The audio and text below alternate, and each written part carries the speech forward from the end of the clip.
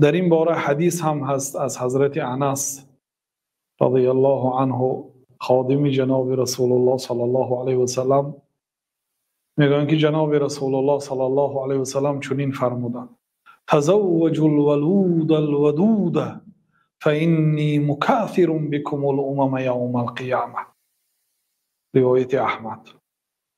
شما زنهای تولد کننده و دوست دارنده را خانه‌دار شوید، یعنی زنهایی که سر تولد هستند و زنهایی که برای شوهرانشان مهر میدهند، شوهران خود را دوست می‌دارند، این گونه زنها را خانه‌دار شوید.